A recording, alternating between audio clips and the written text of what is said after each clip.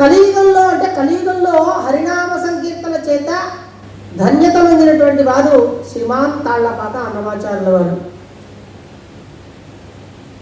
తాళ్లపాక అన్నమాచార్యుల వారు రోజుకొక్క కీర్తనకు తక్కువ కాకుండా 32,000 సంకీర్తనలను రాసి కీర్తించి తరించినటువంటి వారు, శ్రీహరిని మెప్పించి శ్రీహరిలో లీనమైనటువంటి వారు తాళ్లపాక అన్నమాచార్యుల వారు.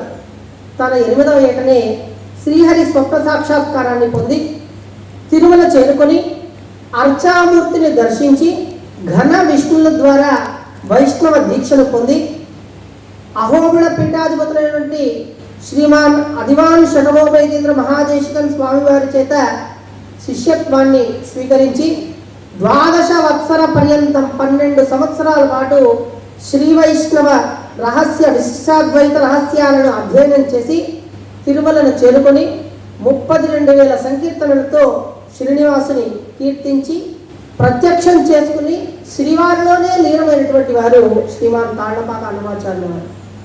విశిష్టాద్వైత సంప్రదాయం ప్రకారము 3 దర్శనాలు అత్యంత ప్రాముఖ్యమైనటువంటివి, అవి చాలా దుర్లభమైనటువంటివి.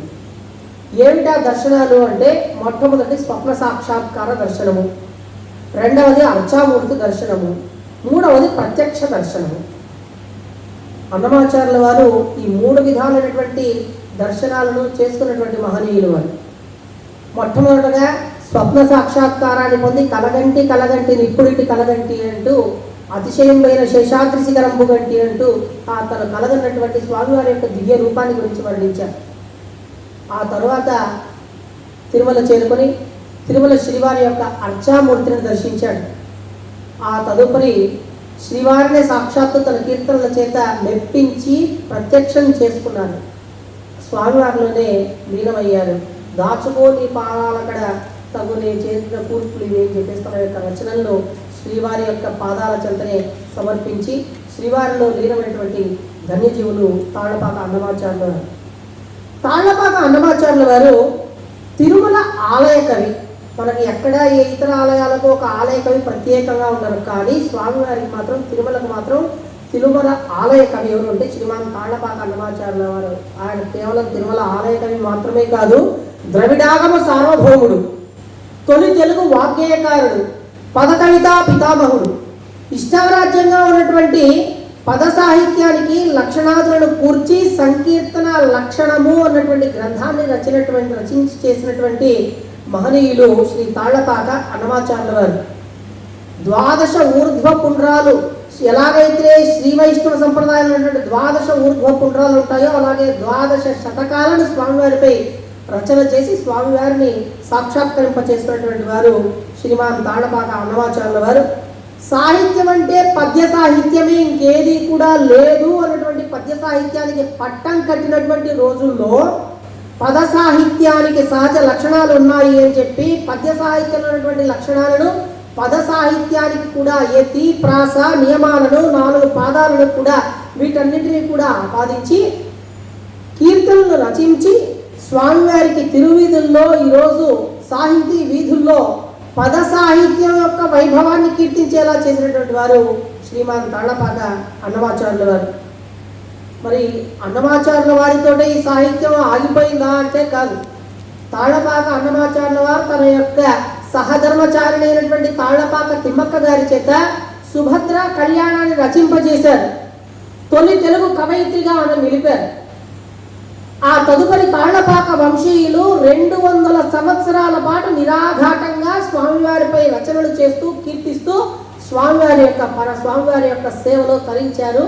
పరంపరగా అన్నమాచార్యుల వారి సంకీర్తనలు ఈనాటికి కూడా స్వామివారి ఆ అన్నమాచార్యుల వారి యొక్క పరంపరలో ప్రతిరోజు కూడా తిరుమలలో ఉదయాస్తమానము అంటే ఉదయం సుప్రభాత మొదలు రాత్రి ఏకాంత సేవ దాకా జరిగే ప్రతి కైంకర్యంలో కూడా అన్నమాచార్య వంశీకులు పాల్గొని స్వామివారికి అన్నమాచార్య యొక్క కీర్తనలు వినిపించినటువంటిది సంప్రదాయంగా కొనసాగుతూ ఉంది.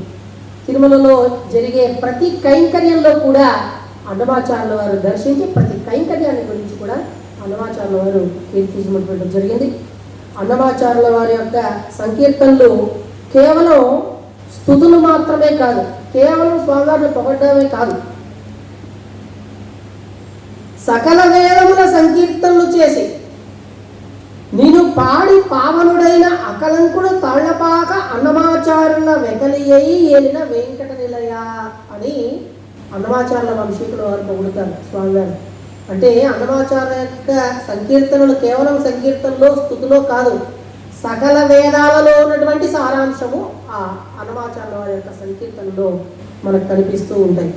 అందుకనే వేదవాంగ్మయాన్ని, వేద సూక్తులను, అర్థాలను సరళ భాషలో కీర్తనల ద్వారా అందించినటువంటి వారు అన్నమాచార్యులు కనుక అన్నయ్య వంశీకులు తమ యొక్క పితృ గురుదేవులైనటువంటి అన్నమాచార్యుల వారిని కీర్తిస్తూ చెప్తారు. శృతులై శాస్త్రములై పురాణ కథలై సుజ్ఞాన సారంబులై యతిలోకాగమ విధులై విపుల మంత్రార్థంబులై నీతులై కృతులై వెంకటశైల వల్లభరతి క్రీడా రహస్యంబులై కృతులై వెంకటశైల వల్లభరత క్రీడా రహస్యంబులై నుతులై తాళ్లపాక అన్నయ వచో నూత్న క్రియల్ చందన్ అంటారు. శృతులు, స్మృతులు, పురాణాలు, ఆగమాలు, ఇతిహాసాలు వీటిలో ఉన్నటువంటి సకల సారాంశమంతా కూడా అన్నమాచార్యుల వారు తమ సంకీర్తనలో పెట్టారు. అంతేకాదు స్వామివారి యొక్క శృంగార సంకీర్తనలను కూడా అన్నమాచార్యుల వారు చాలా అద్భుతంగా, పరమాద్భుతంగా వర్ణించినటువంటి శృంగార సంకీర్తనలు కూడా చాలా ఉన్నాయి. ఇటువంటి అన్నమాచార్యులు కేవలం స్వామివారి పదాల మీద పాడిన పాటలు మాత్రమే కాదు, అతడు చెప్పుకుంటే ఆలయ కవి, అలాగే అనుభూతి కవితను అనుభవించి తను చెప్పినటువంటి కవి, అలాగే సామాజిక కవి. గంభీర గమనంతో కదిలే గజరాజులాగా అన్నమయ్య ఆలయాశ్రితులైనటువంటి వైదికుల్ని, ఉదాత్త అనదాత స్వరాలతో పారాయణ చేసే వేద పండితుల వర్తనాన్ని, అలాగే బాహ్య వేషధారులైనటువంటి వారిని కూడా సునిశ్చితంగా అవసరమైన సందర్భాల్లో విమర్శించినటువంటి సందర్భాలు కూడా లేకపోలేదు. అంటే సమాజం పట్ల అంతటి అవగాహన అన్నమాచార్యుల వారికి ఉంది అని చెప్పేసి చెప్తూ, అలాగే చరివిత చరణమైనటువంటి లాక్షణికులు అర్పించినటువంటి సంఖ్యలను త్రోసిపుచ్చాడు. శబ్దజాలం, తన విస్తృతమైనటువంటి స్వేచ్ఛా శబ్దజాలాన్ని ఉపయోగించాడు. అలాగే జానపద సాహిత్యానికి కూడా ప్రాధాన్యాన్ని కల్పించి జానపద బాణిలో కూడా తన యొక్క సంకీర్తనలను రచన చేశాడు. అన్నమయ్య సంకీర్తనలో దేవతా సంబంధ సంకీర్తనలు ఒక విశిష్టమైనటువంటి స్థానాన్ని పొందినటువంటి సంకీర్తనలు. వాటిలో నరసింహ సంకీర్తనలు, శ్రీరామ సంకీర్తనలు, శ్రీకృష్ణ సంకీర్తనలు, తిరుమలేశ వైభవ సంకీర్తనలు, విఠల సంకీర్తనలు, ఇలాంటి విలక్షణమైనటువంటి సంకీర్తనలు మనకు కనబడతాయి. ఇవన్నీ కూడా అన్నమయ్య యొక్క జీవిత దశలలో ఒక కారణమైతే, అన్నమయ్య విస్తృత వైష్ణవ ప్రచారాపేక్ష కూడా ఇది ఒక ప్రధానమైనటువంటి కారణంగా మనం చెప్పుకోవచ్చు. మహావిష్ణువు